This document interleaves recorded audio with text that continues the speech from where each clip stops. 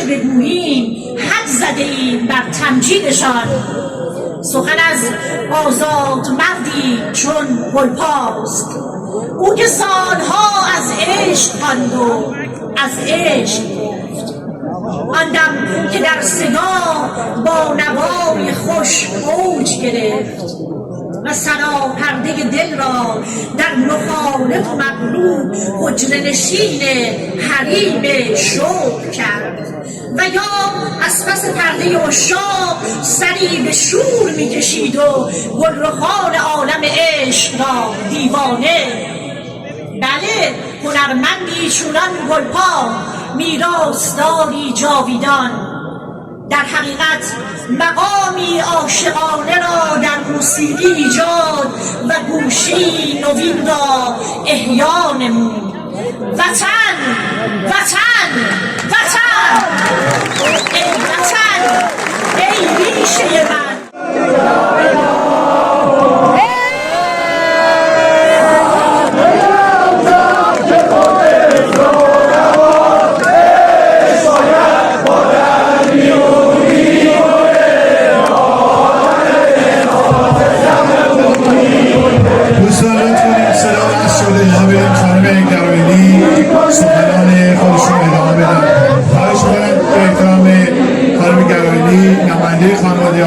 سکوت کنید، ادامه بدید. از صدای سخن عشق ندیدم خوشتر، یادگاری که در این غربت غم‌ها بماند.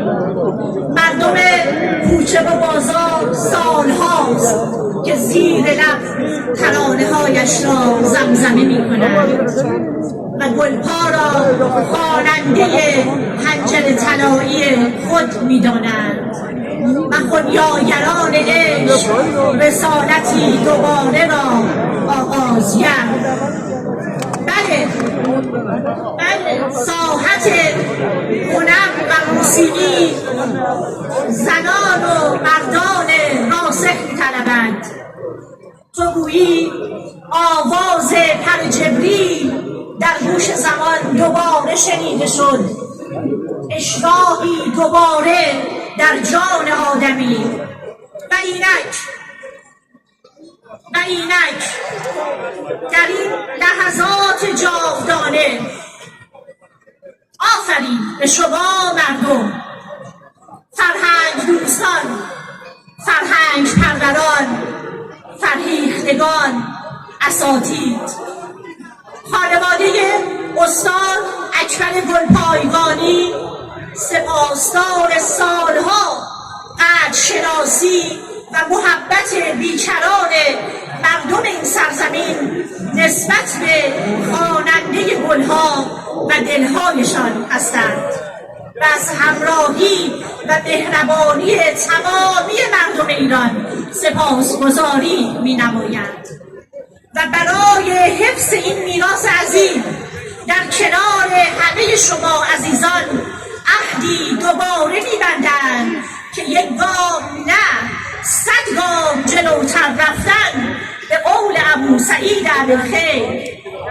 آری امروز روز دریا دل شدن و به دریا زدن است، روز تولدی دوباره به قول مولانای عشق که فرمود بمیرید در این عشق بمیرید، یا آنجا که فرمود آنان که بر براق حقیقت سفر کنند بی امر و بی غبار بر آن ره نظر کنند.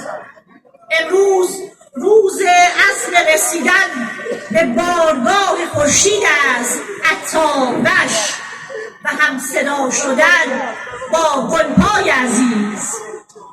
همه هست آرزویم که ببینم از تو روحی، چه زیان تو را که من هم برسم به آرزویی.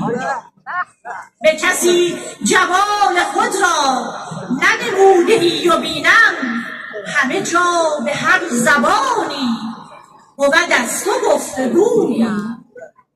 همه خوشدلیم که مطرب بزند به تار چنگی، من از آن خوشم که چنگی بزنم به تار مویی، بشکست اگر دل من به فدای چشم مستت، سر خم می سلامت شکند اگر سبویی. بیانیه تمام، اما بگذار صادقانه بگویم از طرف خانواده و آشنایان که این راه پرخطر را، این راه پرفراز و نشیب را همراهی باید، گلرخی باید، بانویی فرزانه از جنس فرهیختگی، ساقی خم خیامی، ساغر میخانه عشق.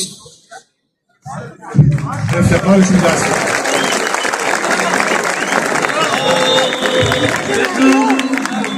Yeah.